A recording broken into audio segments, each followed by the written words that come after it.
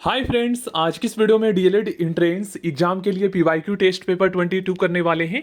ये सभी प्रश्न दोस्तों 2022, 23, 24 और 25 में पूछे गए हैं। ये सभी मोस्ट रिपीटेड क्वेश्चन हैं जो कि काफ़ी ज़्यादा इंपॉर्टेंट है और आप सभी जानते हैं फ्रेंड्स, एग्जाम में क्वेश्चंस प्रीवियस ईयर के रिपीट होते हैं। तो चलिए स्टार्ट करते हैं। यूनिक क्वेश्चन बैंक अगर आपके पास है तो आप लोग दोस्तों डेली आप जो है टेस्ट लगा सकते हो और आप चेक कर सकते हो कि आपका तैयारी कैसा चल रहा है, कितना आप स्कोर कर पा रहे हो। क्योंकि फ्रेंड्स प्रीवियस ईयर ही आप लास्ट में जितना हो सके आप करो। क्वेश्चन नंबर 1, आरएनए का मुख्य कार्य क्या है? दोस्तों आरएनए का मुख्य कार्य होता है प्रोटीन का संश्लेषण करना, प्रोटीन का निर्माण करना। आरएनए का मुख्य कार्य होता है। मस्तिष्क ज्वर जिस जीव के कारण होता है वह क्या है? तो आप सभी जानते हैं फ्रेंड्स, मस्तिष्क ज्वर जो है ये बैक्टीरिया से होता है। वन जीन वन एंजाइम का विचार किसने दिया? दोस्तों ये कई सारे एग्जाम में पूछे जा चुके हैं। वीडल एवं टेटम ने, ये बीपीएससी टीचर के एग्जाम में भी पूछे गए हैं। वीडल एवं टेटल ने वन जीन वन एंजाइम का विचार दिया था। घेंघा ग्वाइटर किस ग्रंथि के बढ़ने के कारण होता है? ग्वाइटर एक रोग है जो कि फ्रेंड्स किस ग्रंथि के बढ़ने के कारण होता है? थायराइड ग्लैंड, जो कि हमारे गले में होता है, इसके बढ़ने से होता है। जिस पौधे में फूल या बीज नहीं बनते उसे क्या कहते हैं? उसे कहते हैं क्रिप्टोगेम्स। क्रिप्टोगेम्स कहते हैं जिस पौधे में फूल तथा बीज नहीं बनते हैं उन्हें। हेपेरिन का निर्माण, हेपेरिन जो है दोस्तों ये क्या है? प्रोटीन है एक प्रकार का निर्माण किसके द्वारा होता है? तो ये फ्रेंड्स रक्त कोशिका, ब्लड सेल्स के द्वारा हेपेरिन का निर्माण होता है, जो कि रक्त को जमने नहीं देता है। ठीक है, ऐसा प्रोटीन है जो रक्त को जमने से बचाता है। सूक्ष्मतम जीवित कोशिका कौन सी है? भाई साहब माइकोप्लाज्मा सूक्ष्मतम जीवित कोशिका है। सबसे छोटी कोशिका पूछा जाए तो आपको बताना है माइकोप्लाज्मा। कवक में, फंगस में संचित जो भोज्य पदार्थ है वह किस रूप में होता है? तो आप सभी जानते हैं दोस्तों, ग्लाइकोजन के रूप में होता है। ग्लाइकोजन। सबसे मजबूत मांसपेशी पाई जाती है जबड़ों में। ओके। गोलाकार प्रोटीन का उदाहरण कौन सा है? देखिए गोलाकार प्रोटीन दोस्तों एल्ब्यूमिन को कहा जाता है। एल्ब्यूमिन को गोलाकार प्रोटीन कहा जाता है। डीएनए का संश्लेषण किस प्रावस्था में होता है? डीएनए का संश्लेषण दोस्तों इंटरफेज अवस्था में होता है। इंटरफेज याद रखिएगा, ठीक है। इंटर करते ही मतलब कि फर्स्ट, प्रथम चरण। एंजाइम की सर्वाधिक संख्या पाई जाती है किसमें?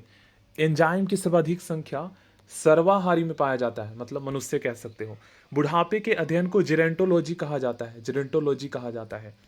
लीवर के अध्ययन को क्या कहते हैं? लीवर के अध्ययन को हेप्टोलॉजी कहा जाता है, हेप्टोलॉजी। नेक्स्ट क्वेश्चन है, मनुष्य के शरीर में सर्वाधिक पाया जाने वाला प्रोटीन कौन सा है? दोस्तों मनुष्य के शरीर में सर्वाधिक पाया जाने वाला प्रोटीन कोलोजन है। कोलोजन, कोलोजन याद रखिएगा। लाइसिन होता है, लाइसिन एमिनो एसिड होता है। दोस्तों हमारे शरीर में कुल कितने प्रकार के एमिनो एसिड पाए जाते हैं? तो 20 प्रकार के एमिनो एसिड पाए जाते हैं, याद रखिएगा। लाइकेन में पाया जाने वाला शैवाल प्राय होता है किस प्रकार का होता है? तो ये फ्रेंड्स नीला और हरा होता है। देखिए लाइकेन क्या है दोस्तों? लाइकेन जो है कवक और शैवाल का सहजीवी है, मतलब कि जहां पर लाइकेन, और ये भी आपसे पूछा गया था क्वेश्चन कि प्रदूषण का सूचक किससे कहा जाता है? तो प्रदूषण का सूचक लाइकेन को कहा जाता है। जहां पर प्रदूषण होगा वहां पर लाइकेन नहीं उगेगा। आया हुआ क्वेश्चन है। अधिकांश एंटीबायोटिक दवाइयां बनाई जाती है, अधिकांश जो एंटीबायोटिक दवाइयां हैं ये बैक्टीरिया से बनाई जाती है। ओके। यकृत, लीवर किस रूप में भोजन को संचित रखता है? करेक्ट आंसर ग्लाइकोजन के रूप में। केसिन प्रोटीन का सबसे अच्छा स्रोत क्या है? केसिन प्रोटीन का सबसे अच्छा स्रोत दूध है। तंत्रिका तंत्र के अध्ययन को फ्रेंड्स आपको पता है न्यूरोलॉजी कहा जाता है। कानों में कुल हड्डियों की संख्या कितनी होती है? 6। हमारे फेस में कुल कितनी हड्डियां होती है? 14, ठीक है ना।